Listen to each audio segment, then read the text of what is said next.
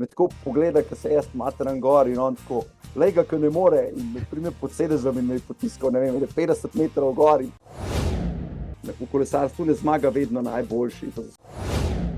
Če hočete zasovražiti potapljeni navdih, sami inštruktorirate, pa bo.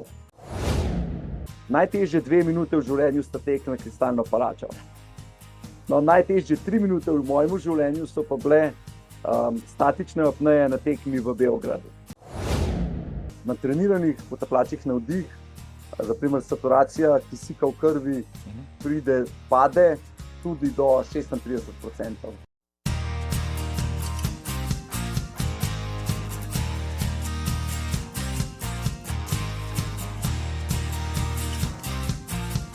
Spoštovani in cenjene, maratonska oddaja podcasta Zagret za tek se vrača konec oktobra, lepi jesenski dnevi so, topli so, verjamem, da bi šli teč, pa ne morete, ker vas noge bolijo, nič ne de, temu se reče raztek, kar pejte ven, tako kot sva šla.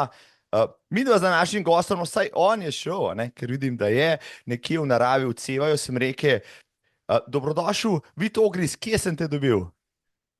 Zdravo, Marko. V Urbanovem kotu. Enem lepših krajev v Sloveniji, kaj te je zaneslo tja, pa ne, da si šel športat?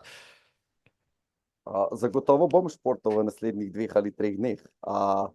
Ker tukaj sem v Urbanovem kotu, je moja najbolj pogosta aktivnost tek ali kolo. Dobro. Daj si zadnjič prakticiral tekaško ali kolesarsko vadbo? Kolesarsko vadbo v nedeljo, tekaško pa petek.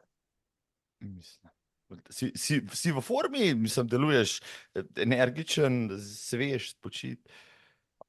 Trenutno se kar redno treniram, zdravje mi dobro služi. Običajno imam takole jesen kakšne zdravstvene težave, manjši prehladi, tako da zaenkrat je vse v redu. Malo se pripravljam, ker novembra odhajam v Egipt, v Dahab, za 14 dni, grem trenirati potapljanje na vdih. V bistvu sem dobil darilo od partnerke za 40-letnico, ker nekoč davno tega sem si na nek to-do listo napisal, da bi do 40. leta se rad potopil 60 metrov globoko. Januarja bom 40, nisem pa bil še 60 metrov globoko. Tako da zadnji čas, da grem. In moja punca Nataša je rekla, to je moje darilo, da greš in treniraš. Novembra odhajam za 14 dni na toplo. Kako lepo, 60 metrov, tukaj še meter več, vem, da ti bo to uspel pred 40, kaj potem še lahko ostane. Človeku, kot si ti, zakaj sem povabil? Drage gledalke, vem, da tole gledate, pa dragi poslušalci, ki zunaj tečete, pa poslušate Vida Ogrisa, tale podcast je skoraj da nekdanji profesionalni kolesar, pa potapljač na vdih, pa inštruktor tega prav posebnega športa, je tudi strokovnjak za umetno inteligenco, pa je tekač, pa ne čisto navaden tekač, njegova specialnost so stopnice, pa stolpnice, med drugim tudi organizator enega takih tekov na Bledu in čez dober teden bi se morala na Bledu zgoditi druga taka dirka, se pravi drugi tek na Blejski grad, žal ga ne bo, vidite, je res to? Res je, zaradi tega, ker z vodstvom, ki upravlja grad, nismo prišli do konsenza, kje bi lahko jaz naredil cilj, ker jaz sem si želel narediti cilj na gornji ploščadi gradu. Sicer lani smo imeli cilj v parku pod gradom, ampak moja ideja že v štartu je bila, da pač je cilj za vse tekmovalce na vrhu gradu in ker se nekako nismo mogli priti do skupnega jezika, glede tega sem se odločil, da bom tek letos odpovedal. Tako da za vse tiste, ki so to nestrpno pričakovali, ker lanska izvedba, če se prav spomnim, je bila kar uspešna. Prvi tek na Blejski grad je bil kar odmeven. Mislim, jaz sem bil pozitivno presenečen. Imeli smo res lepo vreme. Aprila smo naredili ta tek. Prišlo je kar nekaj ljudi, tudi teh, ki jih poznam iz tekov po stopnicah. Tako da konkurenca je bila. nagrade smo imeli lepe, tudi zelo veliko število otrok. In ja, jaz sem upal, da bi lahko to majhen še razširil, tako kot sem že prej omenil, da bi bil tek nagrad, prav nagrad, ampak ja, nažalost, upam, da naslednje leto. No. Tudi mi, no, jaz lansko leto sem bil ravno v tujini, takrat nisem mogel priti to zadevo pogledati ali pa celo participirati na njej, čeprav res peče v glavi pa v nogah. Mislim, to je res poseben šport. Mi dva sva se recimo srečala, zdaj bo že 5 let, sem šel prav gledati nazaj, na teku na Kristalno palačo, na Kristalko v Ljubljani. Takrat si ti zmagal, to je bilo leta 2019, jaz sem se upihal nekje zadnji, tam je 20 nadstropij, mislim, jaz lahko svoj... Jaz ne vem, jaz sem bil na koncu že, bom rekel, na pol nezavesten, tako da nisem mogel več šteti, se samo spomnim tega. Jaz sem se zapodil pač prvi del nadstropij tekaško, pri 5. nekje sem v glavu itak dol, pa sem dihal skozi ušesa. Potem sem 7 nadstropij kasneje spet pogledal gor številko, pa je pisal 9, pa mi ni bilo jasen, ko se tako počasi vleče, posebej ne spomnim več. No, ampak daj mi ti povej, zakaj tek po stopnicah? Kaj te pri tem tako privlači? Že kot kolesar, ki sem treniral, sem v Piškovci pri Bledu, zelo veliko treniral po stopnicah, tek po stopnicah.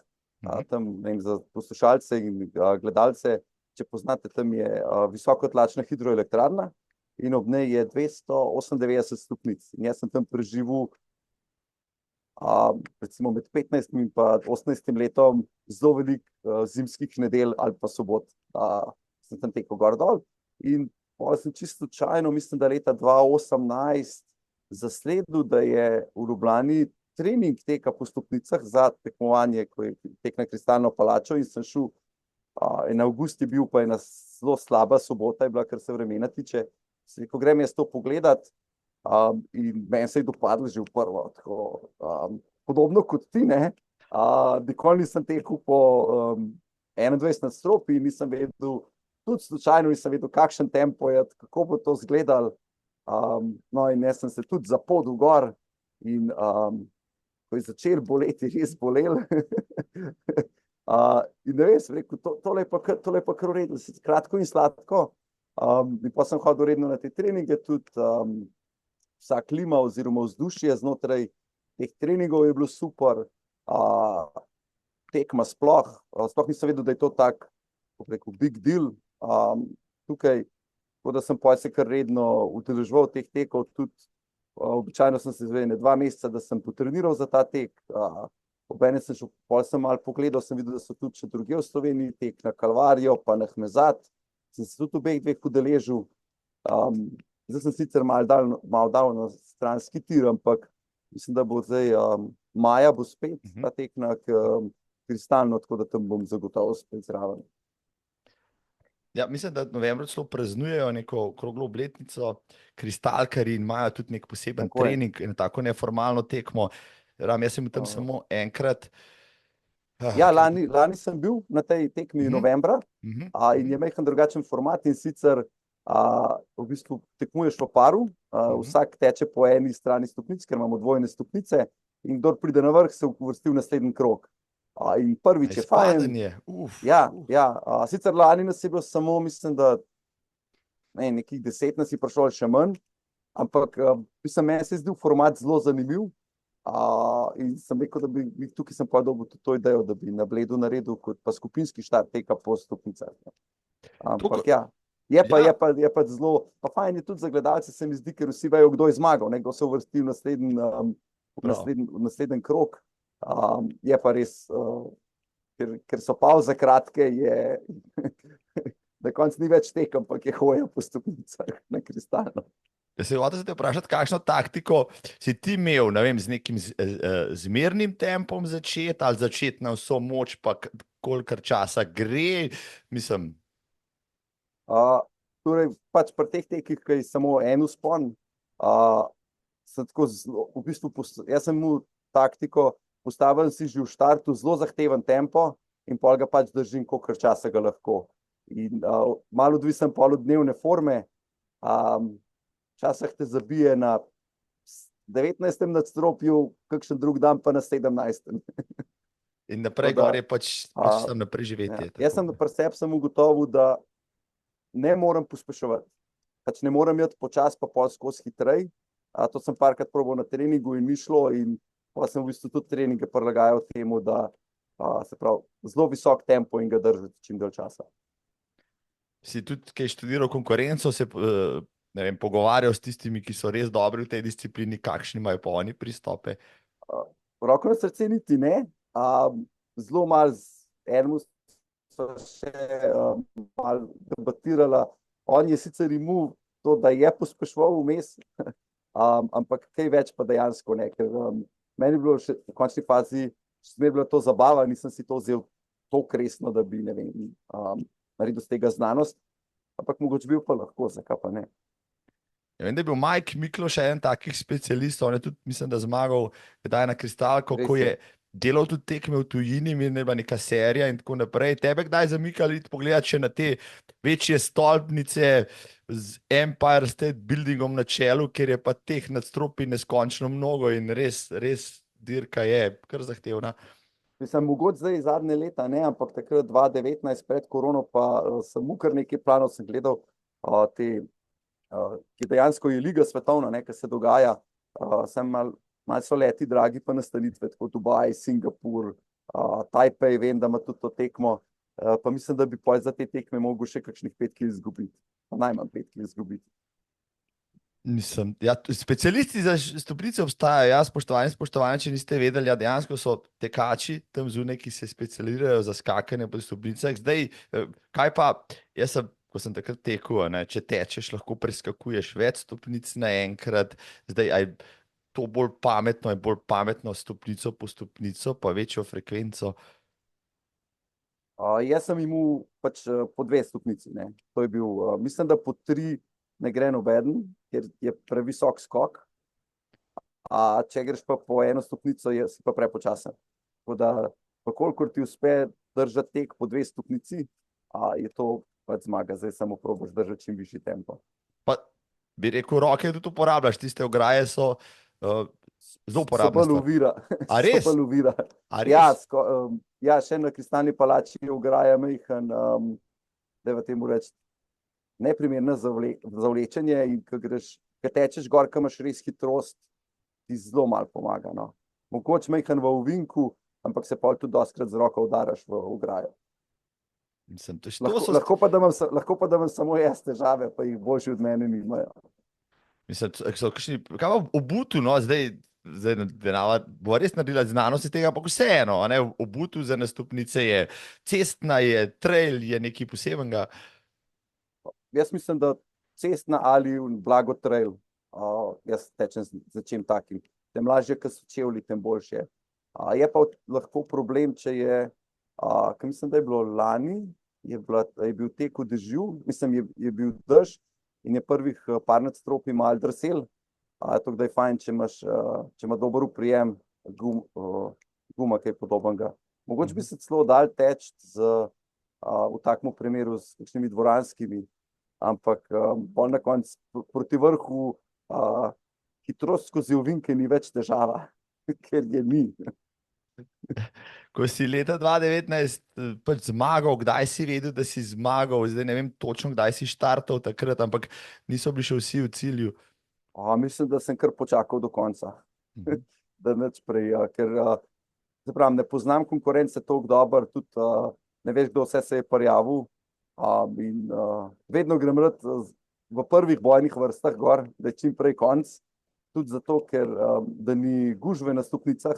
Čeprav moram reči, da so ljudje zelo fair, mislim, da en let sem tekel, sem imel kar nekaj ljudi pred sabo, pa se ti vsi lepo odmaknejo, kar se mi zdi sploh lepo, da nimaš pač še s tem težave, ker vem, kakšna težava je, če bi se mogel vmes na stopnicah ustaviti. To, da potem nazaj spet pospešiš, je noro. Mislim, je napor tak, da se pozna, ne vem, mogoče še ne takoj, ampak par nadstropij višje pa zelo čutiš ta pospešek.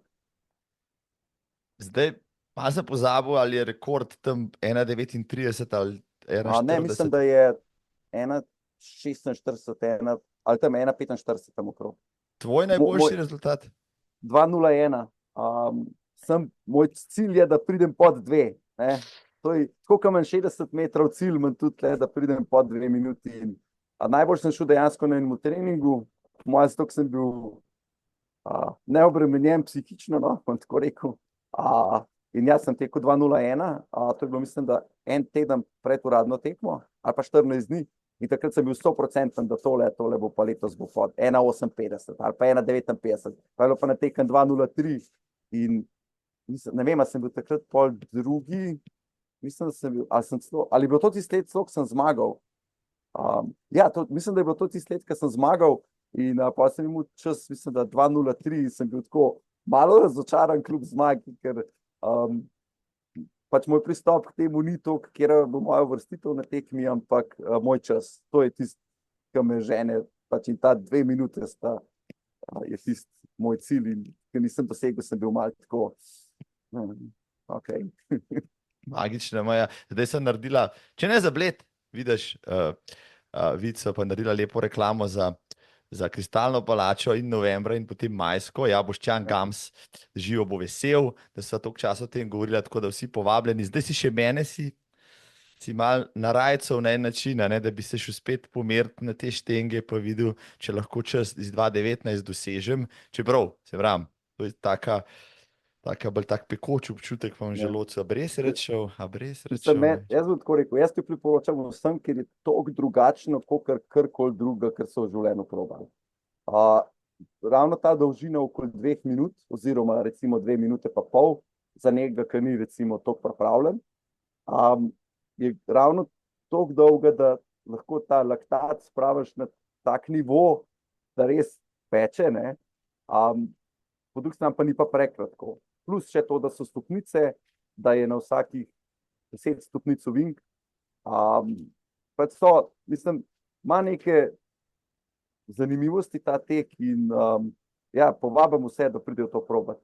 Plus ves vzdušje, ki ga naredijo znotraj te prireditve, pa ekipna tekma, pa gasilci, se mi zdi super. Sploh tudi ekipna tekma. Jaz vsak let tudi naredim eno ekipo, pa gremo teč.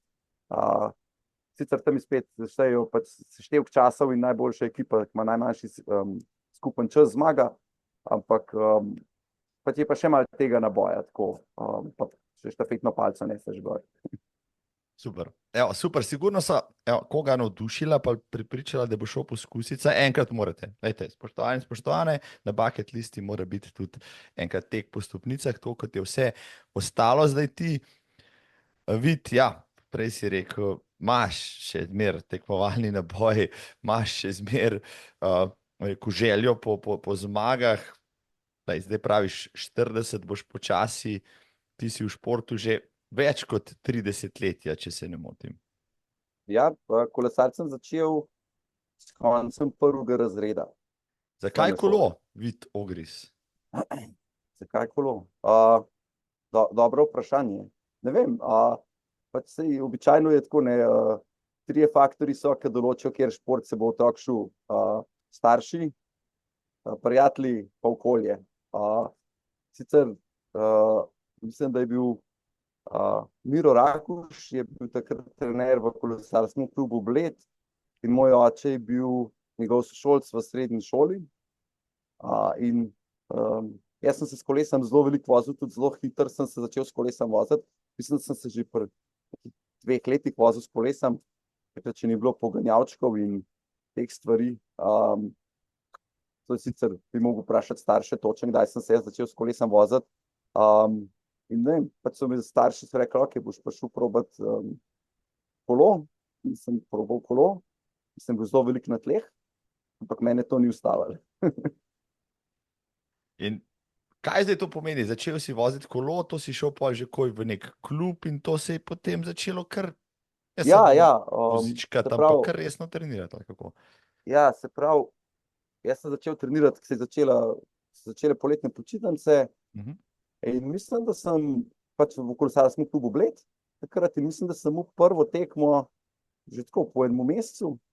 In moja prva tekma, še danes se spomnim, je bila na Trško goro, vzpon na Trško goro. Za vse, ki ste to prevozili s kolesom, veste, kako je vzpon na Trško goro, no. Takrat so nas otroke stare 8 let ali tam okrog v kategoriji do 12, kar je bila postala na Trško goro, z veliko težjimi predstavami, kot jih imate danes. In to je bilo naporno, ampak spet tudi tam je bil ta vzdušje, sploh gledalcev, ob cesti, pač Novo mesto, to je v Sloveniji to kolesarska dežela je Novo mesto, ne. In število gledalcev in še danes se spomnim enega gospoda, ki je stavil ob cesti in me tako pogleda, ko se jaz materam gor in on tako, lej ga, ko ne more in me prime pod sedežem in me je potiskal, ne vem, 50 metrov gor in pol jaz spet naprej in tako. Pač, ne vem, meni se je to zdel takrat nekaj čist drugačnega, kakor, ne vem, dobro, po 8 letih še nimaš veliko življenjskih izkušenj, ampak to mi je bilo zanimivo, zabaven in pa so pač naprej se začele tekme, to je bilo kar redno, zelo veliko je bilo tega v tistih časih, tudi otrok nas je bilo, če se danes spomnim, tako nekje v kategoriji do 12 let nas je bilo skoraj vedno na štartu okoli 120, nekaj takega, no. Bil sem pa kar prvih par let najmlajši na štartu. Mislim, zanimivo, to Enkrat sem pomeni. še celo na državnem prvenstvu v Radovljici, ne bom spomnil, katerega leta, sem dobil nagrado za najmlajšega, ki je prišel skozi cilj in sem dobil knjigo od Ingemarja Stenmarka. Kakšni spomini, se pravi, da si bil najmlajši, da so te pošiljali na dirke, najbrž nisi bil edini tako mlad v klubu, si nekaj že takrat kazal, zagrizenost, talent. Bolj zagrizenost, kakor pa kakšen talent. Mislim, da je bilo bolj to. Ja, ti si potem po končani karieri tudi delal z mladimi kolesarji in tako naprej. Si predstavljam, da trener mora imeti tudi čut, selektor, kaj pa vem, ekipa čut, najdete talente. Kako najdeš kolesarskega talenta? Kdaj ga najdeš? Ok, Rogliča najdeš potem, ko pade na skakalnici, ampak kako najdeš recimo danes, ko je kolesarstvo res vroča stvar v Sloveniji, pa se vsi na en način začnejo voziti, kako zdaj ločiš tiste, ki pa imajo potencial? Ti ne najdeš, mislim, da talenti se najdejo. Mislim, zelo kompleksno vprašanje, ki si ga postavil. Jaz, ki sem treniral otroke, po pravici povedano, jaz nisem iskal talentov v smislu, ta bo pa naslednji Pogačar, ker to mislim, da je napačen pristop. Jaz sem otroke imel na treningih zato, da so se imeli fajn, zato, da so dobili neke delovne navade, neko odgovornost, neko resnost, tudi pač, ne vem, znanje v prometu, ta polodnos do šibkejših v prometu, ker si sam nekoč v enem trenutku šibkejši. In pol pač treniraš in vidiš, kako se, ne vem, rezultati dogajajo z otrokami in če ga pač to potegne naprej, in da se vidi, da v svoji kategoriji napreduje, pa da je med prvimi, pol vidiš, kam bo to peljalo. Zdaj, da bi pa prav namerno, pa pol, zdaj sem pa najdel tega talenta, zdaj bom pa za njega imel nek poseben program, to pa mislim, da zna biti prej obremenitev za otroka, kakor pa plus. Kolesarstvo seveda še zmeraj spremljaš, kakšna je razlika recimo treninga, pa bom rekel, takih, kot si bil ti, 80-12 letnikov danes in nekoč. No, zdaj najbrž so določene stvari se spremenile. Zdaj, prav za mlajše otroke bi težko rekel, ker zdaj že kar nekih 8 let nisem več v kolesarstvu kot trener. Včasih, če tako kje srečam kakšnega trenerja, ga malo povprašam, kaj se dogaja, ampak bi rekel, da mogoče pri teh mlajših kategorijah ni še takih sprememb, no. Da večje spremembe se pa začnejo pa dogajati pri kategoriji, se pravi, mlajših mladincev, se pravi 15-16 in pol naprej. Tudi, da bi pri teh manjših otrocih spet delal neko znanost iz treninga. Otroci morajo imeti fajn na treningu, ker če se bodo zaljubili v šport, se bodo tam tudi zgarali. In to mislim, da je naloga trenerja v teh kategorijah. Kdaj je pač pri tebi iz neke, bom rekel, zabave, igre, rahlega napora zadeva ratala, pa resen trening, pa ta prav, bom rekel, safar, pa odrekanje in tako naprej? Kar malo. Mislim, jaz sem zadevo vzel zelo resno že od štarta. Težko bi rekel, da sem v nekem trenutku pa ne vem, zdaj pa od zdaj naprej pa 100% samo to. Mislim, da sem bil v športu 100% že od 10. leta naprej ali pa od 11. leta naprej. Pa če redko, nikoli mi ni bilo treba reči, zdaj pa moraš iti na trening. To je bilo pri meni samoumevno.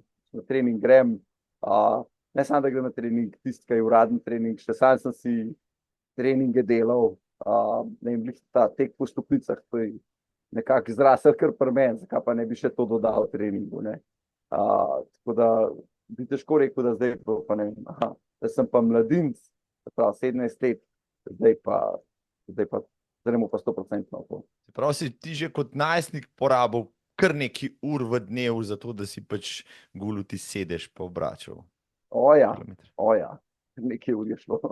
Recimo, daj mi čistko, da si bom predstavljal, ker v kolesarstvu pa res nisem nikoli bil, pa vem, da, ne vem, če greš teč, tudi če si mulc, če greš na štadion, če treniraš v nekem klubu, imaš vrh glave urco 2 na dan, kaj pa pri kolesarstvu, recimo, čez 15-16 letnik, ki je zagrizen? Torej, treningi smo običajno imeli 5-krat tedensko, spomnim, tako, torek, sreda, četrtek, sobota, nedelja, en dan je bila običajno dirka, lahko tudi obe dve, pri mladincih pol začneš tudi z etapnimi dirkami, tako da se temu trening prilagodi. Se pravi, načeloma se pa treniral 3 dni trening, en dan pauza, 3 dni trening, en dan pauza, ali pa 3 dni trening, 2 dni pauze, odvisno malo od v katerem delu sezone smo bili. Ni bilo neke velike filozofije, no. Ampak trening je pa izgledal kako? Ne vem, to je bila neka vožnja z nekimi pospeševanji, nek kronometer, povej mi. Recimo, bom tako rekel, ko sem prišel v kategorijo mladincev, me je v bistvu prevzel oče za trening. Bile so neke situacije v klubu, takratni trener je šel drugam v drug klub in v klubu smo ostali brez trenerja in je dejansko kar moj oče prevzel treninge, ki nikoli ni bil športnik, sploh nikoli ni bil vrhunski športnik, sploh pa ne kolesar. Kot najstnik se je ukvarjal majhen z gimnastiko in on je šel zelo pragmatično do parih trenerjev po Sloveniji, pobral malo informacij, študiozen kot je, prebral par knjig, se usedel dol in napisal plan. Imela sva kar nekaj sporov glede tega, ker meni se je zdelo, da na čase premalo treniram, pa premalo intenzivno, ampak tako po enih parih mesecih sem jaz videl, da rezultati so. Treningi so pa vsebovali marsikaj, se pravi od teh dolgih vzdržljivostnih voženj do raznovrstnih intervalov, od ne vem, minute, 90 sekund, treningi za moč, treningi na strme klance, zelo pisano sem imel, no. Daleč od tega, da bi bil to nek monoton trening, ki se stvari ponavljajo ali iz dneva v dan, ali da bi bil vsak cikel enak drugemu, samo mogoče majhen več količine ali intenzitete. Res sem imel zelo raznovrsten trening. In tudi, na primer, to sem jaz pri otrocih, ki sem jih treniral, sem ravno to filozofijo tudi upošteval. Se pravi, da ni tega, da bi se samo vozili s kolesom, ne vem, po Bohem pa čez Pokljuko nazaj, ampak da smo imeli, ne vem, že znotraj enega treninga smo imeli najprej neko ogrevanje s takimi šprinti ali takimi pospeševanji, pol smo imeli intervale, ne vem, po 2 kilometra, pa ekipno vožnjo, pa zelo pestro, zato tudi, da oziroma predvsem zaradi tega, da otrokom ni bilo dolg. Sem pa jaz dirkal, mi pa ravno tako ni bilo dolg, ker zelo velikokrat si se tudi prvič soočil z nekim treningom in pol je še malo tisto, kako se sploh lotiti tega treninga zdaj, ne. Glavne lastnosti oziroma prednosti, ki jih mora imeti športnik, ki hoče biti dober kolesar, vzdržljivost, sigurno, eksplozivnost tudi, potem, ne vem, sposobnost se prilagajati situacijam, da se ne prekucneš hitro, sposobnost vožnje v neki gužvi, sposobnost vožnje po klancu navzdol. Daj mi malo razloži, kaj se stavlja kolesarja, ki bi ga sploh upoštevali, da bi rekel, s tebe pa nekoč nekaj bo. Vse to, kar si ravno kar povedal. Sem še kaj pozabil, mogoče, ne vem, se pravim, jaz vsaj 2 kategoriji tule mi takoj odpadeta, ne, pa še kakšno bi našel, je še kaj takega, kar bi krasilo recimo kolesarja? Kot prvo, majhna telesna teža je zig plus. Vsak vrhunski šport je poln odrekanja, ne glede na to, a je to kolesarstvo, smučanje, skok s palco, nima veze, ne. Se mi zdi, da ko si na kolesu, si še majhen bolj podvržen vremenskim vplivom in moraš biti še mehen bolj, da se tudi temu znaš prilagoditi, pa da te to ne vrže iz tira, ne? Ker včasih je treba iti na trening, tudi ko je zunaj 5 stopinj, pa gre malo dež. Zdaj, če greš na bazen, so pogoji vedno isti, na kolesu pa niso. Tako da pride še en ta dodaten faktor zraven. Drugače pa je vzdržljivost, hitrost. Recimo lahko vidimo, naprimer, če malo preneseva zadevo na današnje vrhunske kolesarje, recimo pri Pogačarju, pač pustimo to, da je fizično daleč pred ostalimi, ampak se mi zdi, da ne glede na to zelo dobro zna tudi brati dirke. Tudi taktično se mi zdi nad konkurenco, kar mogoče za nekatere druge težko rečem. To se pa že se mi zdi kar zgodaj videti pri otrocih, kdo zna brati dirko, predvsem pa tudi to, da zna znotraj dirke umestiti sebe, kam on zdaj svojo pripravljenost paše. Da ti veš, se pravi, če sem jaz zmogljiv, oziroma da je moja zmogljivost na določeni ravni, kako bom to prilagodil temu, da bom na koncu dirke čim več iztržil. V kolesarstvu ne zmaga vedno najboljši. To se spomnim, da je en izmed članov kluba vedno govoril, ker sem bil še otrok. V kolesarstvu ne zmaga vedno tisti, ki je tisti dan najmočnejši. Naprimer, v teku na 100 metrov zmaga tisti, ki je najmočnejši. V kolesarstvu imaš pa 101 taktično različico plus tehnične okvare, ki lahko vplivajo na tekmo. In če znaš vse to združiti in prilagoditi čez sebi, to je tisto, se mi zdi, ena izmed stvari, ki tudi krasi tiste najboljše. Kdaj a se že v mladinskih kategorijah, mlajših kategorijah ustvarjajo ekipe, se pravi hierarhije v ekipi, nekdo je pač kapetan, nekdo vleče, nekdo je pač, ne vem, Nažalost, ja. Jaz mislim, da je to popolnoma brez veze. Da se tamle pri, ne vem, 14-15 letih določil v ekipi, ti boš pa pomagač. Če gledaš kariero športnika, ki se lahko konča pri 17, lahko se konča pri 37. In da zdaj pri 15 nekemu otroku rečemo, ti pa nisi dosti dober, da bi na koncu zmagoval dirko, boš prvih 15 km boš vlekel. Zakaj? Kot prvo, stari smo 15 let, nismo še fizično odrasli, kot prvo, se pravi, ne vemo, kam kariera tega kolesarja gre, zgolj zaradi fizičnih predispozicij.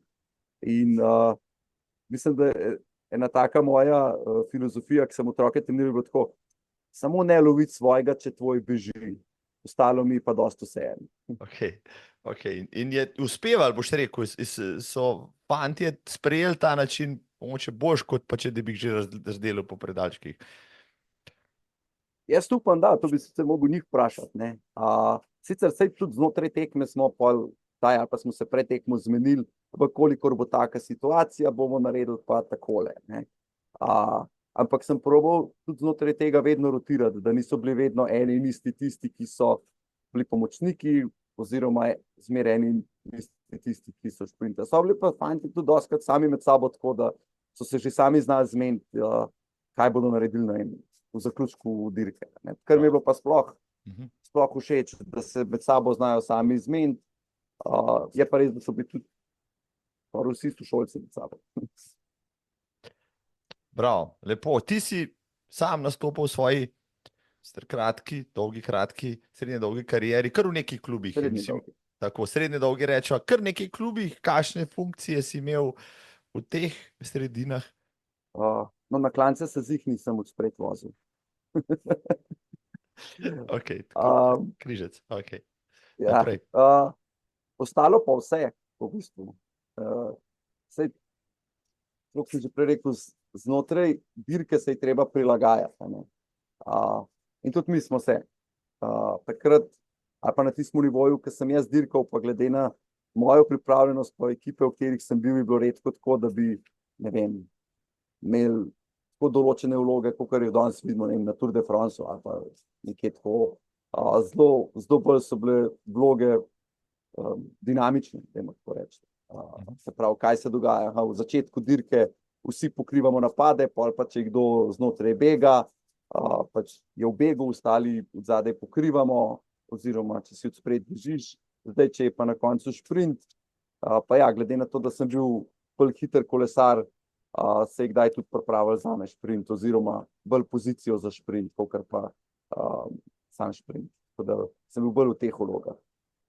Od tega, da sem nosil bidone, predvsem recimo na etapah, kjer sem vedel, da v zaključku nimam šanse, zato ker je bil kakšen vzpon ali pa tako, si pač podredil svojo vlogo tisto etapo ostalim, ki so pa lahko, ne, si bil pač vodonoša, če je bil kdo drug v generalni razvrstitvi kandidat za visoko uvrstitev, smo pač skrbeli za njega in tako naprej. Tako da sem dal kar nekaj vlog skozi. Se tam glih. Nisem bil pa super pomočnik na klance. To bi pa glih nišlo. V katerem klubu si dosegel največji uspeh, oziroma kje si se najbolj počutil? Najbolj sem se jaz počutil pri mladincih. Se pravi 17-18 let. To je bilo v kolesarskem klubu Bled. Sploh zadnje leto, ko sem bil star 18, kot mladinec, takrat smo še imeli neko sodelovanje s klubom iz Nove Gorice.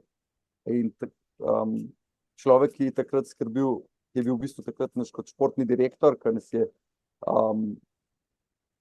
taktično pripravljal na dirke, je bil z nami, je bil tudi mlajši, pravi bil na začetku 30-ih in se mi zdi, da ni bil tako veliko razkoraka med nami pa njemu. In vse skupaj, kako nas je on zmotiviral, kako je taktiko razložil, kaj se je pa dejansko na dirkah tako zgodil. Pa tista ekipa, ki smo bili takrat 5 fantov, ki nas je skupaj dirkali, kako smo se mi razumeli, pa to se mi zdi, da takrat sem najbolj užival na kolesu. Zdaj, bolj v starejših kategorijah, pri članih, bi rekel, da bil sem v Krki Novo mesto, zdajšnja Adria, pa sem eno leto dirkal v Avstriji, na kar sem bil eno leto v Radenski Rog, to je zdaj, mislim, da Gusto.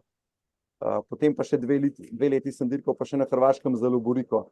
In tudi zadnje leto, ko sem dirkal, ko je bil pa naš športni direktor Srečko Glibar, je bilo pa tudi zelo fajn dirkati, tudi ekipa, ki smo bili, se mi zdi, da smo se zelo v redu razumeli.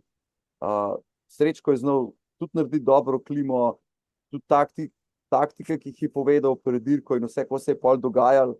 Tako veliko zaupanja sem imel v Srečkota, no. Tako da se mi zdi, da tisti zadnji let, se pravi, to je bila sezona 2009, je bilo tudi, pač je bilo fajn, no. Vmes pa kakšna sezona boljš, kakšna sezona slabš, kakšna ekipa boljš, kakšna ekipa slabš. Okay. Vozil si po Sloveniji, Srbiji, Slovaški, na državnem prvenstvu in tako naprej. Tvoja najljubša zmaga, najbrž si jih vknjižil kaj nekaj? Lahko bi rekel najljubša visoka uvrstitev. Za najljubšo zmago, vse drugače, spomnim se zadnje zmage in predzadnje zmage. To se obide, ki se spomnim. Recimo, ko sem dirkal v Avstriji, Avstrija je imela v tistem času, vse ima še dosti, kar zelo močen ta pokal, ki se odvija, tudi kar veliko klubov je. In ko sem dirkal v Avstriji za to ekipo, smo pač vzeli ta pokal in sem zmagal eno dirko, pač res sem bil res v dobri formi, no. In smo prišli en beg 4 kolesarjev, na koncu sem zmagal v šprintu te četverice in takrat je res šlo tako, kakor sem si zamislil, tako se je zgodilo. In ker sem bil v, recimo temu, novi sredini, nov klub se je hotel tudi potrditi v avstrijskem tem prvenstvu, ne, in da sem takrat, pa še mislim, takrat sem dirkal v kategoriji po 23 let, čeprav dirka je bila skupna, se pravi, so samo na koncu v rezultatih še ločili kategorijo po 23 let. Se mi zdi, da vse tukaj se je tako sestavili, da sem res pač fajn je bilo zmagati. Pač šprint manjše skupine, to so mi bile zmer že od mlajših kategorij naprej. Sem zelo užival v tem živčni vojni na koncu dirke, kjer se četverica ali šesterica in potem se tam malo gledaš in kdo bo zdaj ta prvi, ki bo napadel, pa eden napade 2 kilometra do cilja in pa kdo ga bo pokril. In meni se zdi, da so mi te živčne vojne zelo dobro šle od nog, dajmo tako reči. No. Dejansko sem bolj užival v takih zmagah, kot v kakšni solo. Prav. Super. Mislim, zakaj, Vid Ogris, si v tem zapustil kolesarstvo, bom rekel, v najlepših letih? Ko sem šel v kategorijo članov, se pravi, ko sem bil star 18 let, sem si dal nek intern cilj, da če do 25 leta ne bom prišel v ekipo, kjer bi lahko dirkal večje svetovne dirke, pač nisem za ta šport. No in pri 25 letih sem videl, da očitno moje fizične predispozicije niso dovolj dobre, da bi, ne vem, lahko šel v neko sredino, kjer bi dirkal Giro Tour, ne vem, ali nekaj na tem nivoju, in sem se pa odločil, da je pač to, da je čas za druge stvari. Ker v kolesarstvu, pač, tako kot v vsakem športu, res je veliko odrekanja in nekako se vprašaš, a ima smisel vse to skupaj za to, da še vedno vozim dirko po Istri. Ja, mi je jasno, v tem času si sploh, zdaj v kolesarstvu si ostal pet, bil si trener, si rekel mlajših selekcij, bil si to športni direktor ene ekipe, dokler pač nisi vsega kolesa obesil na klin, dobesedno. Recimo, tako je. Spremljaš seveda kolesarstvo, ne? Najbrž Več kot nekoč. Več kot nekoč. Ta fenomen, ne vem, mogoče na kratko piši fenomen trenutnega slovenskega kolesarskega čudeža, rečeva temu, ko imamo 3, 4, 5 kolesarjev v svetovnem vrhu s Pogačarjem, seveda kraljem vseh kraljev. Mislim, tega si ne bi mogli predstavljati še 10 let nazaj. Je 10, 5. 5 let nazaj, bravo, ja. 5 let nazaj. Tako, kot si rekel, to je res čudež. Kako je prišlo do tega, jaz ne vem. Mislim, oziroma, bom tako rekel, v Sloveniji se je vedno dobro delali z mladimi. In na vsake, in to dolgotrajno delo se je pač obrestvali in zdaj imamo tako kolesarje, ki jih imamo. Ampak da bo šlo pa to do takih razsežnosti, pa jaz mislim, da če je kdorkoli danes trdi, da je to videl, laže. In jaz, I'm mesmerized. Ne morem drugače reči. Uživajmo, dokler lahko. Tako, bravo. Uživajmo, dokler lahko, res, ja, tako. Ne traja čim dlje. Zdaj, jasno je, ne, koliko se začnemo pogovarjati o teh neverjetnih uspehih Pogačarja in tako naprej, se ko najde nekdo, ki reče, to ni vse čisto, spomnimo se 20-15 let nazaj. Ti si kolesar včasih, ko so bili te afere, potem dopinške na vrhuncu. Predstavljam si, da je v teh letih tudi detekcija vseh teh pregreškov in vsega tega napredovala, po drugi strani tehnologija tudi napreduje.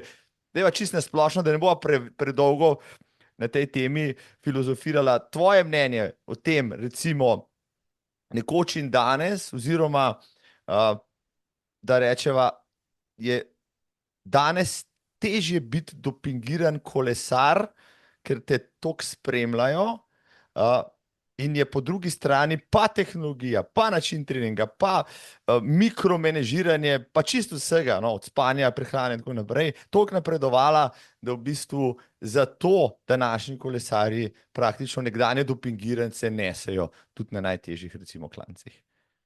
Da je to zelo neprijetna naloga, da to težko komentiram. Definitivno, okay. To, kar si rekel.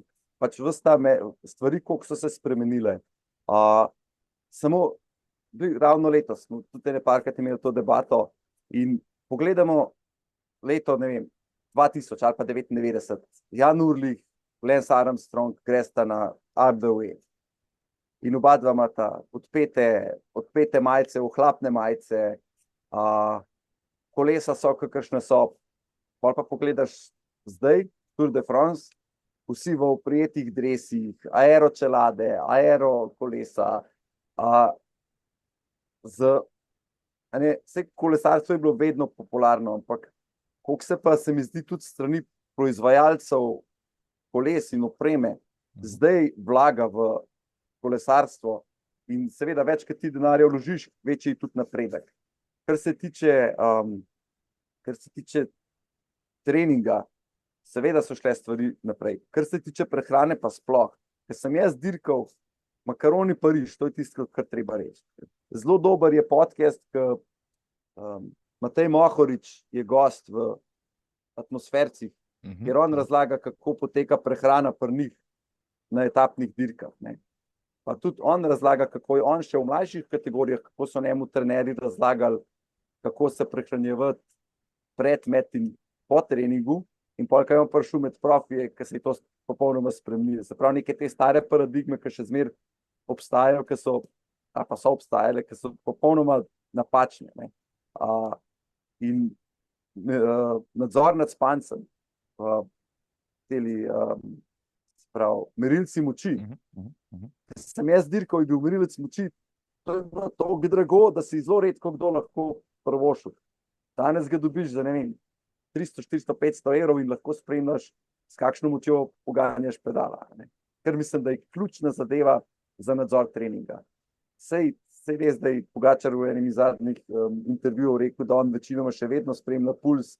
Ampak puls, recimo, jaz se spomnim, ker sem jaz treniral, to je meni toliko variral, da sploh pa mrzel to podan v tistem delu leta, ki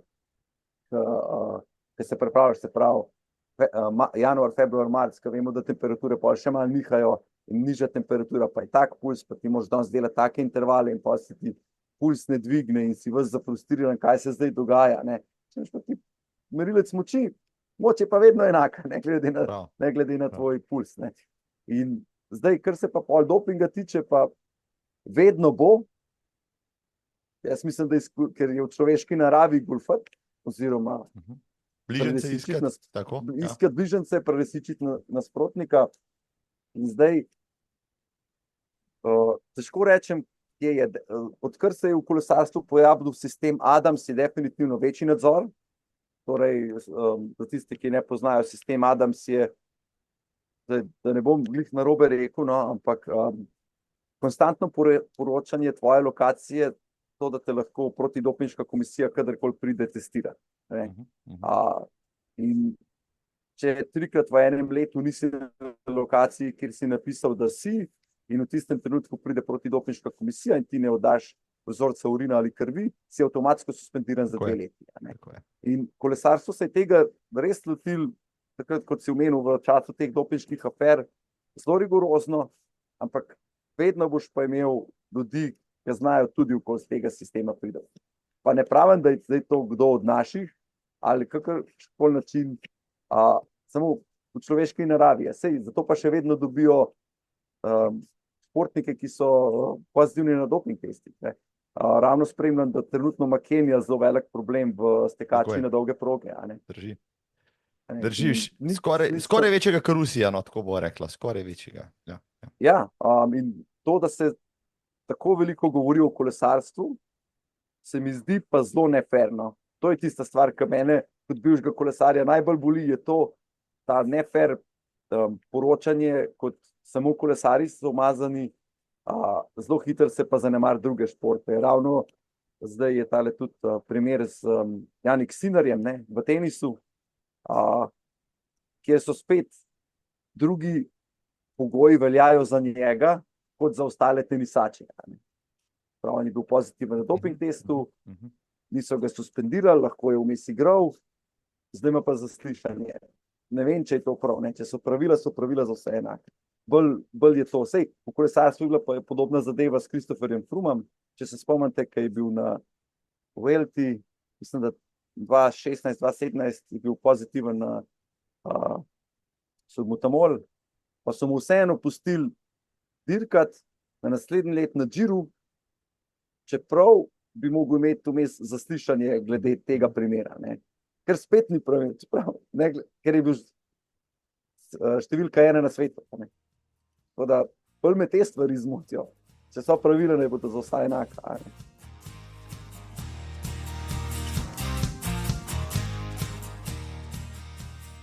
Ja, se strinjam, tudi v teku, tudi v srednjih progah, dolgih progah je bilo nekaj takih primerov mejnih, ja. Pa človek, ki pač je imel 3-krat no show, bi mogel biti diskvalificiran, pa potem ni bil in tako naprej. Kenijo si omenil, ja, ravno zadnjič smo debatirali, ko je padel neverjeten svetovni rekord v ženskem maratonu, ki se je zdaj na moškemu približal na 7%, mislim, kar je neverjetno, primerjajoč vse ostale tekaške discipline. In prva stvar je bila seveda, ne, Kenija, agenti, trenerji, dopinški primeri prej in tako naprej in tako nazaj. Po drugi strani, ja, imamo pa tehnologijo, ki je v 5 letih naredila tak, rekel, preskok, ne samo pri vrhunskih športnikih, tudi pri rekreativcih, ne, da danes praktično vsak tekač, ki hoče teči po 3 ure, kupi copate za 300 evrov, ker mu dajo, roko na srce, 5 minut, ne, ampak ja, tehnološki doping bi lahko temu rekli, ali pač ne, ali pač realnost, tehnologija, kakorkoli. Ampak dajva potegniti črto pod tole, odlično si razložil, se mi zdi, si povzel tisto, ja, bistvo vsega skupaj, lahko bi z tega razvlekli debato, neskončno dolgo pa špekulirali, ne bova špekulirala, ker je, nima smisla, je brez veze. Sva zato poklicana, da špekulirava. Tako je, ja, to ni Ja, sem podcast o tem, da, Aha, ja, sem hotel reči, da nisva poklicana zato, da špekulirava. Tako je, ja, sva se dotaknila te teme, ker je tudi tema naš, recimo debat, po teku, med tekom na kolesu in tako naprej. Vse ostalo puščava drugim, pa greva, evo, tega načrta, pa greva en korak naprej, kako se vzdržljivostni športnik kot ti, ki pač pri 20-25 pusti kolo, potem pa spusti pod vodo, ne? Ta preskok me jo tudi zanima. Kje si pa našel potapljanje na vdih, ki je sploh, rekel, zahtevna stvar in se v tem ne samo našel, ampak postal tudi, bom rekel, kar priznan inštruktor. Že ko sem bil v osnovni šoli, sem nekoč v življenju in tehnika prebral članek o potapljanju na vdih. In to je bilo, takrat mislim, da je bil svetovni rekord tam nekje okoli 100 metrov. Se je tukaj zdaj. Jaz tako berem ti članki, si mislim, to pa je nekaj. In potem tam razlaga, kako se človek v pljuča skrčijo na velikost mandarine. Zanimivo. Mogoče bilo pa to enkrat za probati. V glavnem, pa sem itak bil v kolesarstvu vpet, ni bilo časa odrekanja in to, da bi kaj takega probal, no, pa sem pa jaz nehal kolesariti in par let kasneje nekako pridem spet na to idejo in takrat sem bil v zvezi z eno punco, ki je bila pa zelo tako ideja, ne, daj, probaj, kaj zdaj? Če si želel, probaj zdaj zadevo, kaj boš zdaj tle iskal izgovore, zakaj ne bi, ne? In sem šel na začetni tečaj potapljanja na vdih in prišel sem v okolje, ki je bilo popolnoma drugače od kolesarstva. In čeprav tisti začetni tečaj, bil sem obkrožen z ljudmi, ki so se že potapljali, ki so bili podvodni ribolovci, ki so imeli že nekaj izkušenj s potapljanjem. Mislim, da so pa samo jaz, pa mogoče ene 3 tam, da smo bili popolni abrvezniki, da je tako reči, ne. Med drugim je bila na tečaju tudi Alenka Artnik. Vsi veste, kdo je to. Ja, začetnik. Ja, tako, ne. Zdajšnja svetovna rekorderka in prejšnji teden je ravno zmagala na svetovnem prvenstvu z monoplavutjo in stereoplavutjo.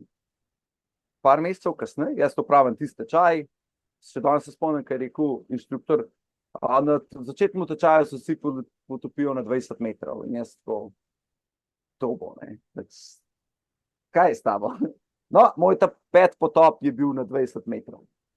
To so bile res tako. Res so bile priprave psihične. Za vsak potop.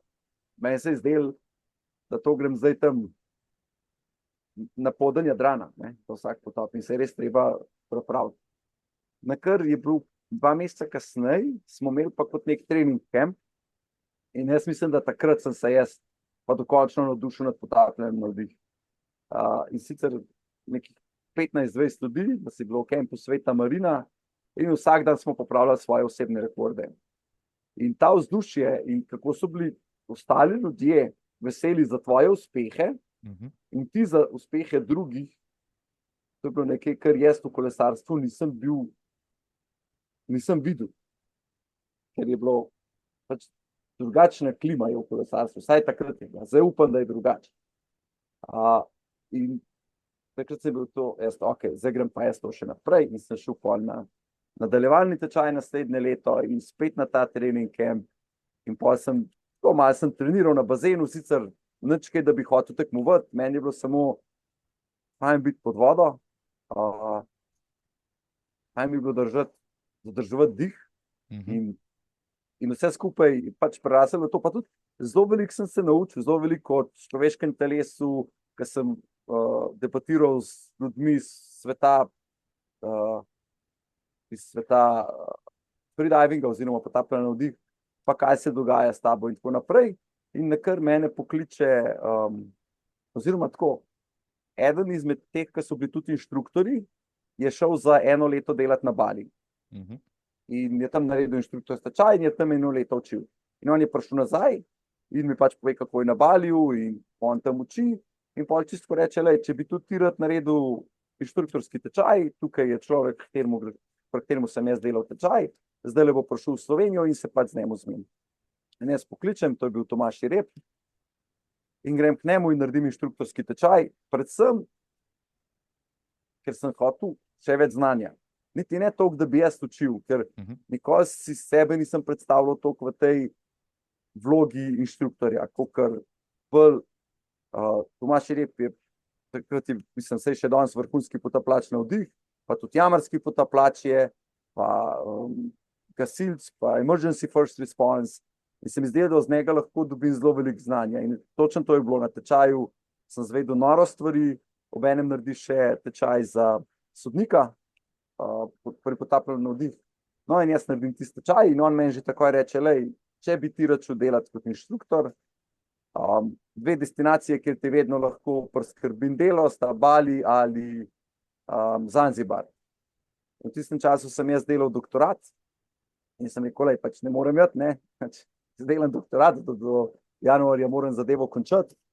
No, v vmesnem času, to je bilo julija sem delal ta tečaj, januarja sem mogel zaključiti doktorat in on meni reče, ker vsak mesec se nekaj slišala in on sme meni, če hočeš šiht, ni problema, ti zrihtam. Jaz sem počas. Jaz sem malo zapečkar, jaz bom v Sloveniji, kaj bom jaz zdaj hodil na drug konec sveta, zdaj delam doktorat, nimam jaz zdaj, moja glava ni tam. No, pol je bil pa oktober, pa sva s takratno punco šla na razen in sem rabil spremembo v življenju in jaz pokličem njega in rečem ti, jaz bi pa januarja vse, ali pa potem, ko zaključim z doktoratom, bi jaz pa šel, in mi da kontakt od tega človeka na Baliju, ki je imel potapljaški center.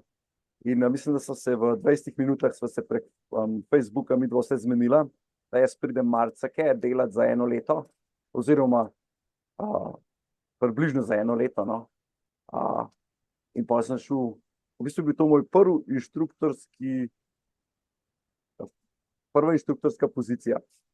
Šel na Bali, prvič v življenju sem šel v jugovzhodno Azijo, nikoli prej nisem bil, imel sem enosmerno karto, pa 500 € v žepu in sem šel v jugovzhodno Azijo. In sem šel učiti potapljanje na vdih. Noro. In kako si se tam umestil, mislim, da si se hitro znašel, je bilo to tisto, kar te je potem veselilo in si pač užival tisti čas, ko si bil dol? Imel sem to prednost, da je tam bil ta kolega, ki je že prej delal na Baliju. Se pravi, on me je nekako umestil, in je bilo malo lažje, ker mi je pokazal stvari. Slovenec je bil, malo izkušnje, lažje ti je. Na začetku je bilo ful fajn, pa nažalost smo imeli ta lastnik te potapljaškega centra je bil zelo dober človek drugače, res duša taka, da dol padeš, ampak organizacijsko je pa malo šepal. In pa se je enkrat zgodilo, da smo bili 3 inštruktorji in od teh 3 inštruktorjev sem samo jaz delal, ker eden je imel dopust 1 mesec, ta drugi je šel pa na izobraževanje, da bo nadgradil svoje inštruktorsko mesto in sem bil jaz 14 dni ali 3 tedne sem bil sam zadolžen za vse in takrat sem pa govoril, če hočete zasovražiti potapljanje na vdih, sami inštruktorirate, pa bo. Ker mislim, da sem bil tudi po 3-krat na dan uvod, se pravi recimo 2-krat na dan sem imel trening, 2-krat na dan sem bil v vodi zaradi tega, ker smo imeli tečaj, pa sem pa mogel še enkrat iti v vodo, zato ker je kdo prišel trenirati k nam in sem bil njegov varnosten potapljač. In to se je samo rekel, po enem tednu, še kar po 2 tednih. Tako. Mislim, da je bilo 10 dni, ker sem bil vsak dan 3-krat v vodi. Vse skupaj pa mislim, da je trajalo 3 tedne, da sem bil pa vsaj enkrat na dan v vodi, plus še predavanja in učenje na suhem. In takrat mi je res pa tako malo, takrat mi je malo prebil vse, pa sem čas mu pauzo, sem zaključil tam z mojim delom, sem se malo spočil, da še zmeraj mi je fajn biti inštruktor, uživam v tem, tudi danes delam kot inštruktor, pomagam samo to Irankotu, tudi sam vodim tečaje, ampak tukaj je drugače, ker si lahko malo sam odmerjam, koliko bom imel teh tečajev. Se mi pa zdi, če pa delaš nekje v nekem dive centru, ker je to dan za dnem, se pa zelo hitro lahko naješ tega. No, si poleg tega inštruktorskega dela potem tudi mojstril, bom rekel, svoje sposobnosti, si iskal tudi svoje limite, postavljal rekorde v različnih kategorijah pri sebi, preizkušal, ne vem, prej si rekel monoplavut, pa stereoplavut, pa še najbrž kakšna druga kategorija. Očitno premalo, če moram zdaj v Egiptu, da naredim 60 metrov. Težava, ki sem jo jaz imel, ki sem učil, je bila ta, da ker sem toliko učil, se mi ni dalo trenirati. Tako dejansko se mi ni dalo če v vodo in se ukvarjati sam s sabo. Potem je pa predvsem za globinske potope človek potrebuje čas za adaptacijo na globino. To pomeni, da si moraš vzeti vsaj 14 dni do 3 tedne v kosu, zato se telo prilagodi na globino, da ne pride do kakšnih neželenih poškodb. Sem pa pred covidom, pred korono, v tistem obdobju, sem pa tudi sam hodil na bazenske tekme. Mislim, da imam vse skupaj nekaj 4 ali 5 bazenskih tekem sem se udeležil. In sicer moja prva je bila v Beogradu, to je bilo 2018. Tudi ena posebna izkušnja. Če sem prej rekel, da je tek, to še danes rečem marsikemu, najtežje 2 minute v življenju sta tek na Kristalno palačo. No, najtežje 3 minute v mojem življenju so pa bile statične apneje na tekmi v Beogradu. Kaj je statična apneja? Da razloži za laike. Okay. Se pravi, potapljanje na vdih se v grobem deli na dvoje, se pravi, imamo bazenske discipline in imamo globinske discipline. V bazenskih disciplinah imamo dinamično apnejo, torej dolžino, ki jo preplavaš pod vodo. Ni stvar v času, ampak samo v metrih. To lahko narediš z monoplavutjo, s stereoplavutmi ali brez plavut. To so že 3 discipline, na kar je pa še ena disciplina, ki je pa verjetno največji dolgcajt v vseh športih, mislim, da je šah bolj zanimiv, je pa statična apneja. Torej, tekmovalec se postavi ob rob bazena, se nadiha in ob času, ki mu je določen, začne z zadrževanjem sape, ko potopi obraz pod vodo, se sproži ura in ko ko dvigne dihalne poti iz vode, se ura ustavi. Več, ko držiš, več točk dobiš. Za ostale totalen dolgcajt, za tistega, ki drži malo manj. No in zadeva je sledeča. Vsak tekmovalec napove, koliko časa bo držal dih. Lahko držiš več, če pa držiš manj, pa dobiš kazenske točke. Seveda tukaj spet pride do špekulacij, ampak ne bomo zdaj o tem. No in jaz sem napovedal 3 minute, ker to se mi je zdelo popolnoma brez problema. Vedno ti pa ostali, recimo, sotekmovalci ti rečejo, če imaš prvo tekmo, zavedaj se, fejs boš živčen, veliko bolj boš živčen, kakor sam misliš, zato si daj res majhne cilje. Na primer, jaz sem na treningu lahko držal 5 minut 20 in sem rekel, ok, dajmo 3 minute, da smo na varni strani. In jaz stopam, moja punca je bila zraven kot moj varnostni potapljač oziroma trener in uradni napovedovalec začne z odštevanjem časa in reče 2 minuti. In jaz še tako, pač puls je še kar miren, jaz se tam lepo nadihavam, počas, dolgi izdihi. Takrat on reče minuto do uradnega štarta, ne se sam, pač puls se mi znatno dvigne. Ok, vse je v redu, mislim, sej pač, ok, ne, se probam pomiriti. 20 sekund, 10 sekund, kar reče uradni napovedovalec, zdaj pa official top, imaš ti pol minute, da začneš s potopom, se pravi, da se potopiš. Dobro, pač pustiš se visok, jaz zajamem zaden vdih, začnem držati sapo, meni se puls ne umiri, 50 minut, tako nekih 140 utripov na minuto. Zagotovo, tako. Pač, ker iz kolesarstva se toliko poznam, da vem, kako je, kaj boš 140. In jaz držim in sem tako, ok, se bo umiril, ker potapljaški refleks, ki se zgodi, ko ti potopiš v brstno vodo, povzroči tudi to, da srčni utrip pade. Jaz držim, meni se je zdelo, da držim že minuto pa pol ali pa 2 minute, da že držim. Puls še kar ne pade. Nekar jaz kažem pač moji punci, da mi pove, koliko časa držim. Sapo in ona reče, sva na minuti. In jaz tako, jaz moram še 2 minute držati, drugače bo do kazenske točke. V glavnem, najtežje 3 minute, mislim, sem na koncu prišel pri 3 minutah 10. In sam tako, ne moram verjeti, nisem mogel verjeti, kako je to zahtevano. Pri 140 utripih na minuto držati 3 minute sapo je bilo nekaj zame neverjetnega. Noro.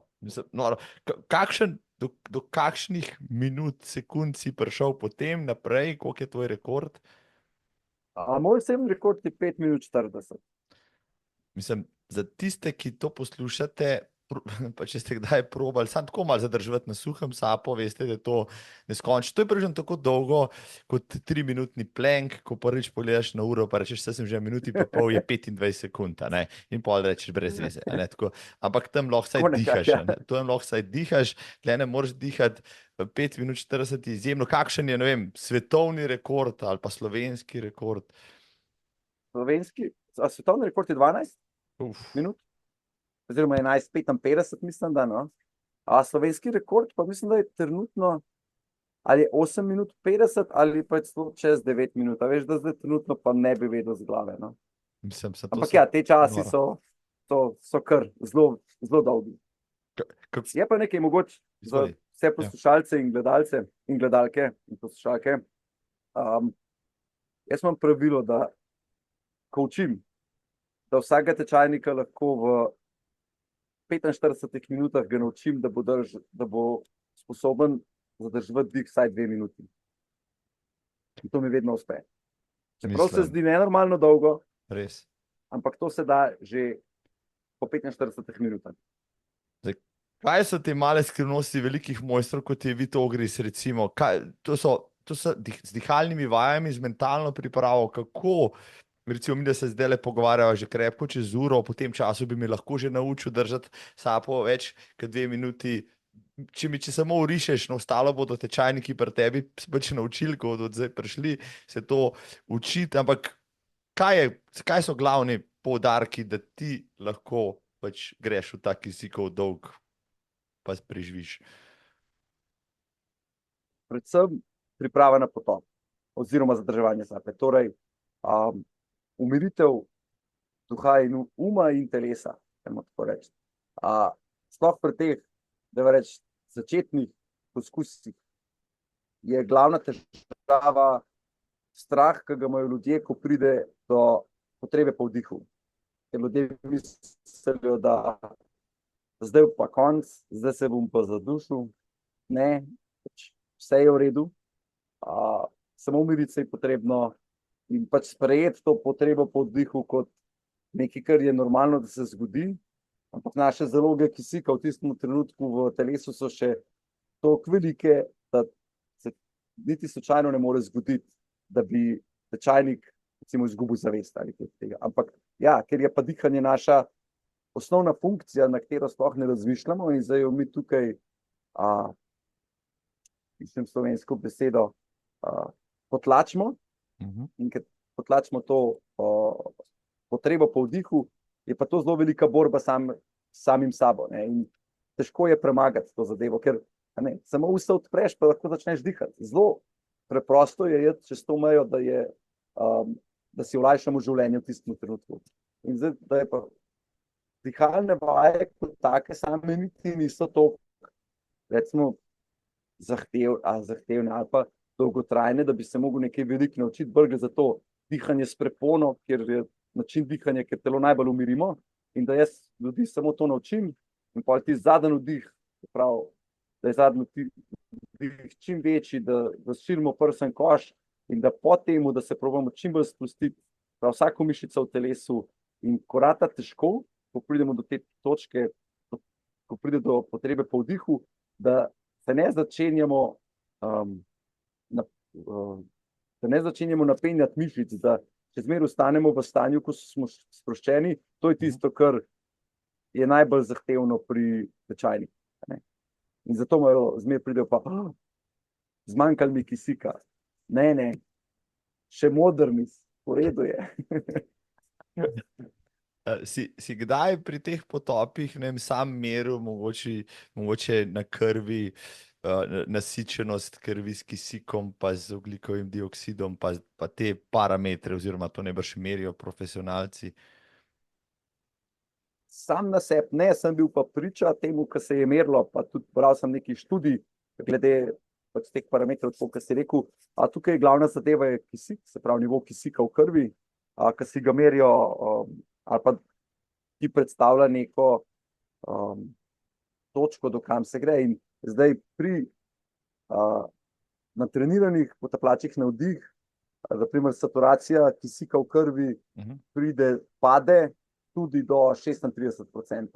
Sicer merjeno na prstu, ne merjeno v krvi kot tako. Tako da tukaj je treba upoštevati malo napake, ampak pač zelo nizko se da priti. Če pa vzamemo enega povprečnega začetnika, pa običajno začnejo dihati oziroma ne zdržijo nižje kot 85%, recimo, procentov kisika. Razumem, potem je, zdaj mi ti opiš svoj občutek, ne vem, ko si šel na rekord 5:40, kako si se počutil po 5 minutah, recimo, no? A si vedel, kam greš, oziroma kako se takrat umirjaš, kaj je, to je ta glavni fokus, ne panike? Moj, recimo, pri meni osebno, tega je zdaj že kar nekaj let, no? Ampak pri meni je bilo največji fokus ravno na tem, da ne napenja mišic, se pravi, ne taka klasična je, se pravi, da začnemo dvigovati ramena, da začnemo gležne, recimo, začnemo vleči proti sebi, in samo da sem vstal v temu, sprosti se, vse je v redu, čeprav so te kontrakcije, ki jih imaš, se pravi, ko telo hoče, da začneš dihati, so skozi bolj pogoste, skozi močnejše, ampak veš, da imaš še vse pod kontrolo, se pravi, prvo to, da probaš biti čim bolj sproščen, in drugo nek fokus na neko stvar, da ti ne začnejo misli begati, ravno na to, kar si rekel, da zdaj bo pa nekaj slabega prišlo. Ne? Vedno, ko si pod vodo, ko zadržuješ sapo, morajo biti tvoje misli vedno samo pozitivne. Vedno.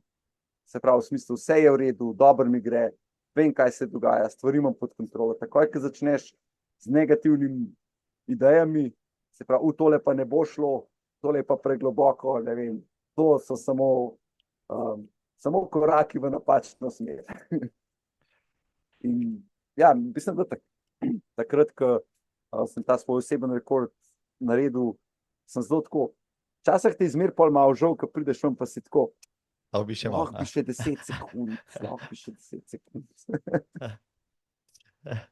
Ne predstavljam si, ampak je intrigantna, mogoče disciplina. Zdaj, ko tečajniki, ki pridejo do tebe, se potapljati, učiti se potapljati, zadrževati sapo. Kaj so njihovi primarni cilji? Ne vem, da bodo šli skočiti v Piranski zaliv, da bodo šli se potapljati na Bali, da bodo na hrvaških otokih tavhali pa gledali ribe, ne vem.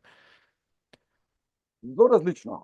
Kar nekaj jih pride, ker so že podvodni ribolovci ali bi to radi postali. Tega je tisti, ki so že, pa mogoče vejo, da ne delajo vse stvari ravno pravilno, pa pridejo na tečaj, da se naučijo stvari delati pravilno. Kar nekaj jih pride, ker želijo premagati notranje strahove. S tem se v zadnjem času kar dosti soočam, pa se mi zdi zelo v redu to, ne, sej dejansko, zakaj pa ne. Sicer so to mogoče majhen bolj zahtevne skupine ali pa posamezniki, s katerimi se ukvarjam, ampak če se v končni fazi oni prepustijo meni, ne, kot inštruktorju tam na boji, gre v zadeve lahko zelo hitro naprej in tudi njihovo zadovoljstvo je zelo veliko, ker zelo veliko tudi samega sebe presenetijo. Je pa seveda, pol je pa še, večina je pa pol teh, ki bi radi mogoče, ki grejo snorklat, da bi se bili sposobni potopiti kakšen meter globje.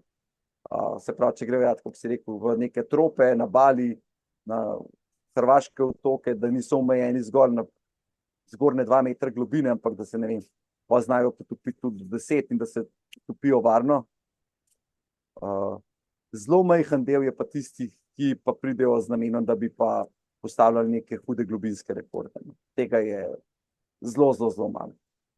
No, ne, pa še tudi kakšen, no, pa si se mu posvetil, recimo bi se mu, če bi nekdo prišel, rekel, zdaj vrem pa jaz na 100 metrov, zdaj bi boš pa ti probal podučiti, a bi šel on iskat nekoga, ki je imel že tekmovalce, ki so to počenjali? Jaz bi ga poslal k nekom, ki je imel že tekmovalce, ker to so zelo, to so stvari, za katere je potreben še nek višji nivo znanja, ki ga mogoče jaz nimam, ampak ga pa dobimo v Sloveniji. Samo Jeranko, recimo, vem, da tudi pripravlja ostale potapljače na vdih, tudi te, ki so zdaj tekmujejo na svetovnih prvenstvih in to.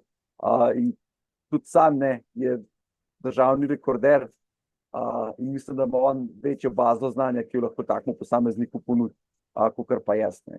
Ker tam so stvari pol se zelo spremenijo, nekje se mi zdi, da pod 60 metrov je drug nivo. Ne. Ampak se pravim, to je res redko, kjer posameznik. Pa se mi zdi, da to bolj zrase pol skozi neko to zabavo, da posameznik, ko pride na tečaj, pa se gremo malo potapljati, pa pol gremo na še kakšen trening recimo v Italiji, kot zanimivost lahko povem, je zdaj trenutno 3. najglobji bazen na svetu. Nekaj časa je imel titulo, da je najglobji bazen, in sicer 40 metrov. In pol se gremo kaj potapljati, tudi malo za trening, in pol vidi, da mu je to všeč in ga to mogoče pol naprej potegne, da bi šel pa še globje in globje in globje. Bravo. Vid, Ogris, kje recimo zainteresirano tekaško ljudstvo, ki tole posluša, pa še kdo drug, tebe najde kot inštruktorja? Vem, da imaš tudi, delaš pri Ranku, si rekel, apneja.si, imaš tudi klub na Bledu za potapljanje. Kje te ulovijo najlažje, pa se s tabo dogovorijo, da jih recimo popelješ v čudoviti svet potapljanja? Najlažje se z mano dogovorijo preko maila na moji strani apnejabled.com. Sem tudi na Instagramu, me najdejo pod Apneja Bled, tako da tam mislim, da sta najlažja kanala za to, da če želijo zakorakati v še ta, kako se rekel, podvodni svet, neko drugo sfero, pa da poj mogoče to tudi dodajo svojim treningom teka, ne? Ker se mi zdi, da je to en taka neizkoriščena priložnost, tudi sam sem pri sebi preizkušal te zadeve in jih tudi še preizkušam, torej kako dodati apnejo v sam trening, ne vem, teka, kolesa, mogoče kjerga druga športa. In si ugotovil, da je vse skupaj komplementarno oziroma da so učinki dodatni? Ja, jaz mislim, da ja. Predvsem se mi zdi, da ta smer, se pravi apneja kot dodatek drugim športom, ima veliko večji učinek, kakor pa drugi športi kot dodatek apneji. Se mi zdi, da ko treniraš apnejo, se moraš veliko bolj na apnejo osredotočiti in ostale športe mogoče malo odstraniti, predvsem športe aerobne športe, kjer se stvari, tek na dolge proge in take stvari, ker slabo vplivajo na apnejo, vsaj pri meni so, no. Medtem, ko greš pa v kontrasmer, da to daš apnejo, ne vem, teku, kolesu, se mi pa zdi, da je pa ta učinek veliko boljši. Predvsem sam ta nadzor nad dihanjem in tudi, ko prideš v to fazo, ko ti zna dihanje, ko začneš hiperventilirati, ne, da se tam znaš nadzorovati nad samim seboj, kaj se dogaja. Izvrstno. Izvrstno, slišali ste, spoštovane dame in spoštovani gospodje, še eno dimenzijo. Sva dodala z Vidom, odličen gost, je bil v tele oddaje, vedel sem, ja, da bo to prinesel nekaj naši, rekel, tekaški znanosti, ne zdaj le marsikaj povedal, veste, kje ga dobite, ampak čisto za konec Vid, ja, kljub temu, da je, ja, mačken leganja sliko tamle iz obalnega kota, je pa zvok izvrsten, jaz mislim, da informacije si podal, tako da bo marsikdo si še kaj več prebral o tem, kar si govoril, ampak dejva za piko nič, za zaključek še nekaj reči o umetni inteligenci, s katero se pa poslovno ukvarjaš, na vse zadnje, tudi doktorat si delal z podrobnega področja v tvojem podjetju, katerega direktor si, se ukvarjate z razporejanjem delavcev, delovnega časa in tako naprej. Veliko si pomagate, pa delate tudi z zdravstvom, kar je pomembno danes, v naših časih, ko govorimo samo o čakalnih dobah, po teh problemih je vsak prihranek, vsaka optimizacija na tem področju krvavo zlata vredna. Povej mi, me predvsem zanima impact umetne inteligence na področje, na katerem deluješ, ne, v zadnjih letih. Velik. Mi smo začeli že leta 2002. V bistvu sodelavci so začeli ta prvi dejansko s šolskimi urniki. In se je tam uporabljal algoritem, lahko mu rečemo umetna inteligenca, za optimizacijo šolskih urnikov. Na kar smo pa nekje 10 let nazaj, smo pa ta algoritem malo predelali in smo si rekli, dajmo mi to pa dati še v neko drugo okolje, kjer imamo razporejanje delavcev v troizmenske dela. In to, kar se da doseči z našim algoritmom, še nas včasih presenetno. Zdaj, danes je beseda umetna inteligenca velik hit. Ni vse umetna inteligenca in tudi ni vsa umetna inteligenca primerna za vsak problem, ki ga rešujemo. Mi rešujemo problem razporejanja, ki je zelo ozko usmerjena zadeva in z našim algoritmom smo res, kakor sem prej rekel, že za katero zadevo, da sem mesmerized, sem včasih tudi pri naših parunikah, oziroma parunikah, ki jih naš algoritem sestavil, sem dostikrat presenečen, kaj se da dobiti. Pokritost dela in v zdravstvu, predvsem, kjer zadnjih par let veliko delamo, so zelo veliki prihranki, pa ne samo finančni pa urni, ampak tudi prihranki v smislu, recimo, ena taka zanimiva stvar se je zgodila v eni izmed bolnišnic v Sloveniji, ko uporabljajo naš program, so uspeli, da delavci lahko izrabijo več ur dopusta. In na prvo žogo bi si mislil, kaj pa mi to pomeni. To pomeni, da če so, 100 ljudi je lahko šlo 2 leta ali pa 3 leta nazaj, preden sem naš urnik uporabljal, so lahko od 30 dni dopusta v celem letu izkoristili samo 22, zato ker drugače ni bila dosežena pokritost dela v bolnici, ker v bolnici na oddelkih rabijo določeno število ljudi na določenih oddelkih, da proces dela. Zdaj pa lahko namesto teh 22 dni porabijo 29 dni dopusta. Torej so lahko več doma, lahko so več z družino ali več tečejo, grejo na kakšno tekmo več v teku. In vse to skupaj pol doprinese k temu, da je klima na delovnem mestu boljša. Ker če jaz vem, da bom dobil dopust, takrat, ko ga želim, bom tudi lažje kjer ga nadomestil, če slučajno kdo zboli. In zelo take zanimive rezultate dosegamo in zdaj, ko bo še kakšno bolnišnico več, ko bomo lahko naredili kakšne zanimive študije, bo tudi zanimivo to pogledati in tudi objaviti. Bravo, algit.si, spoštovane, za več informacij o tem, kaj počne neprostem času, poslovnem času, Vid Ogris. In zdaj še zadnje vprašanje, jasno, da zapeljeva tole umetno inteligenco še na področje, s katerim sva se ukvarjala večino oddaje, ali pa recimo v tek, ali bo res neverjetnem razvoju, napredku na področju umetne inteligence sploh še potreben človeški faktor, ki bo delal treninge, treninške plane, pa pustimo rekreativce, to itak že dela umetna inteligenca, moče celo malo boljše tekače, ne, ki mu boš dal umetni inteligenci, kateri boš dal pač input, vse podatke o tebi, o treningih zadnje pol leta, o pričakovanjih, o telesni teži prehrani in tako naprej. On bo iz neskončne baze vseh ostalih treninških protokolov za te našel, ne samo optimalno, pač najboljšo možno različico treninga za vsak dan posebej, za vse vremenske razmere in še zraven napisal ti prehranski plan, pa zraven te potem spremljal in potem, ko mu boš ti dajal nazaj podatke, prilagajal ta plan in tako naprej in tako naprej in tako naprej. Smo v tej realnosti oziroma gremo proti tej realnosti. Mogoče malo drugače odgovoril. Jaz svojim strankam dostikrat ali pa potencialnim strankam rečem sledeče. Naš software, se pravi Washing, program za razporejanje delavcev, je zelo dober bager. To je vrhunski bager, ne samo, da je vrhunski bager, marsikaj več še zna. Ne? Kako ga boš pa ti uporabil, je pa od tebe odvisen.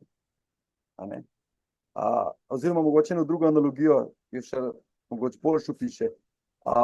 Znaš po programom si ti arhitekt hiše. Se pravi, ti poveš, kakšne ploščice želiš, kakšno kucno želiš, kakšno spalnico želiš, katere ploščice in pol ti rečeš, zdaj mi pa zračunaj urnik in pridejo majhni robotki in sestavijo to hišo. In pa si rečeš, ne, jaz bi pa mu drugačne ploščice in spet pridejo robotki, tiste ploščice dajo ven, pa dajo nove noter.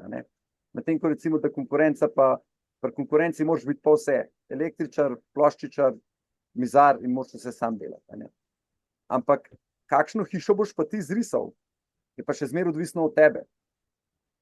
Kako bo zdaj ta hiša dobra, lepa, kako bo stabilna. In jaz mislim, da podobna zadeva je tudi pri tem vprašanju, ki se ti rekel, se pravi, kako bo umetna inteligenca. Ne vem, če bo nadomestila človeka popolnoma, bo pa, oziroma je že, pa zelo dobro orodje, ki ti pomaga, da ti lahko na osnovi nekih preteklih podatkov veš, kako naprej, kaj zdaj narediti, kako se prilagoditi. In ti tukaj zelo znatno olajša delo, da bi pa čist nadomestila, pa ne vem, ali pa bom tako rekel, marsikatemu, ki do zdaj ni mu toliko znanja omogoča, da stopi stopničko višji, ki prej ni mogel. Tako da, a nas bo čist nadomestila, dvomim, po drugi strani pa tudi nočem biti pa v tisti skupini ljudi, ki pa pravijo, da nikoli se pa to, ali pa, ki so pa, dajmo temu reči, da zanikajo umetno inteligenco, da nikoli ne more narediti tako dobro kot človek.